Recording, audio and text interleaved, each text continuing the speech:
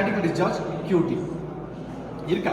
இப்போ என்ன பண்ணுவோம், QT is equal to A1 into A2 root of 2GH divided by bracketல root of A1 square minus A2 square. Okay, area of the inlet அவன் கண்டுபிடிச்சு வச்சிருக்கோம். முன்னாடி இங்க இருக்கு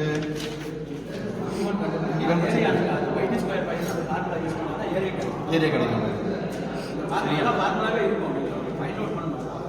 இதை யூஸ் பண்ண போட்டு we have to find out the A1 A2 value. ஓகேவா, ஏரியா ஃபார்முலா என்னன்னு சொல்றேன் உங்களுக்கு. இங்க இருக்கா A1 is equal to y into d1 square by 4. அப்ப நமக்கு என்ன இருக்கா, d1 என்ன இருந்துச்சு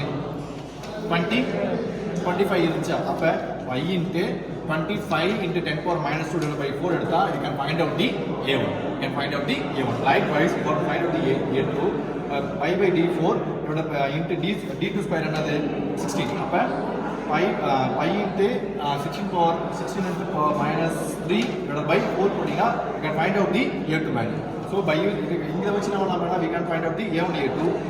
root of g வந்து g நமக்கு தெரியும். Acceleration due to gravity known value, which means equal to 13.6 இல்ல 9.8 ஓகே 9.8 ஆமா 9.8 ஆமா. அடுத்து வந்து பார்த்தா டிஃபரன்ஸ் எது வந்து பார்த்தா இது நோன் வேல்யூ வந்து இங்க இருக்கு, இந்த வேல்யூ போட்டுருக்கோம். ஓகே, அதுக்கப்புறம் என்ன பண்ணுவோம் சரியா. ஸோ அதுக்கப்புறம் என்ன பண்ணுவோம், divided by root of A1 A2 நம்ம கண்டுபிடிச்சு வச்சிருக்கோம். ஸோ நம்ம இதெல்லாமே நம்ம போட்டுக்கலாமா, டவுட் ஏதாவது இருக்கு இதில் போடலாமா. ஸோ இதில் பாருங்க, இப்போ நான் நடத்துகிறேன். சார் வந்து பார்த்தா ஒரு டைம் ஆன் பண்ணி இருப்பாரு, ஆன் பண்ணி கழிப்பு பார்த்தேன்.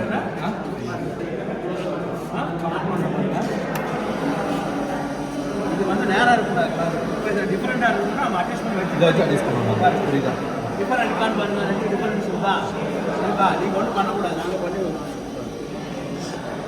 நீங்கள் பண்ணீங்கன்னா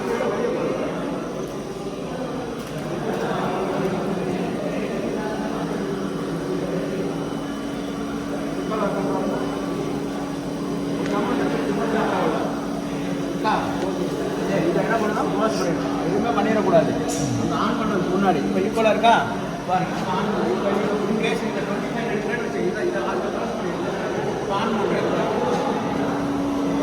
இல்லை டிஃப்ரென்ஸ் வந்தா இங்கே இருக்கிற வேல்யூ பாருங்க, இங்கே இருக்கிற வேல்யூ இங்கே காமிக்கும். இது D1 வேல்யூ வந்து H1 வேல்யூ ஆகிடும், D2 வேல்யூ H2 வேல்யூ. நமக்கு என்ன இருக்கு, 18 இருக்கா, இது என்ன இருக்கு 22. ஐ மீன் விச் மீன்ஸ் ஆமாம் 22 நமக்கு தெரியும். இந்த பக்கம் இருக்கும், இதுக்கு நேரம் இந்த பக்கம் ஸ்கேல் வச்சு. ஆமாம் சரியா. இது வந்து பார்த்தோன்னா 18 இருக்கு, இது வந்து பார்த்தோன்னா 22 இருக்கு. அப்போ என்ன பண்ணோம் 18 22. அப்போ 4 வந்து பார்த்தோன்னா நமக்கு என்னது டிஃபரன்ஷியல் டெட் வந்து பார்த்தோம் 4 நமக்கு கிடைக்கும். பண்ணிக்கிறீங்களா சரியா, பண்ணால் என்ன ஆகும், இது மேலே ஏறி எங்கிருந்து ஏறுதோ அந்த 10 சென்டிமீட்டர். அப்போ டைமிங் வச்சுக்கணும்.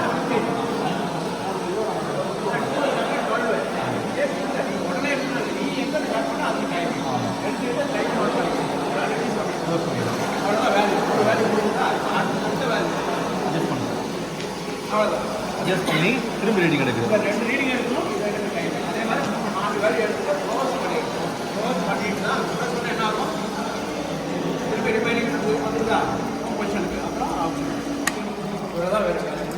அப்படின்னா ரீடிங் எடுத்து 5 மினிட்ஸ் கூட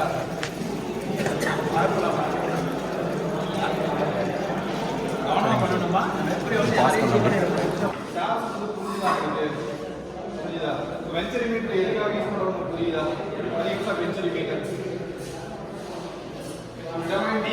flow rate by different diameter இருக்க pressure rate இருக்க ஒரு பைப்ல ஒரு ஏரியா இருக்குன்னா நம்ம என்ன பண்ணலாம், we can find out the flow rate by using this kind of venceri meter instrument. சரியா, அந்த மாதிரி நம்ம இன்ஸ்ட்ருமெண்ட் நம்ம அப்ளை பண்ணலாம், அந்த flow rate நம்ம மெஷர் பண்ணிக்கலாம். ஸோ தியரிட்டிக்கல் நம்ம வேல்யூ நம்ம பார்க்குறோம், அந்த வேல்யூ கம்பேர் பண்ணி மேலே போல எடுக்கணும். சரியாப்பா, இதில் பார்த்துருப்பீங்க நீங்கள். அதில் என்ன எக்யூப்மெண்ட் அப்படின்னா பார்த்துருக்கீங்க சார், ஒரு ரிசர்வர் இருந்துச்சு கீழே ரிசர்வர், அப்புறம் ஒரு டேங்க் இருந்துச்சா, டேங்க் 2 பைப் போச்சா, அந்த 2 பைப்ல ஒரு பைப் தான் நம்ம பண்ண போறோம், எக்ஸ்பெரிமெண்ட் எடுக்க போறோம். சரியா, என்ன பண்ணோம், அந்த tank I mean receiving tank இருக்கு தெரியுமா, டேங்கோட லென்த் அண்ட் விட்த் நம்ம மெஷர் பண்ணியாகும் ஃபார் மெஷரிங் த ஏரியா. சரியா.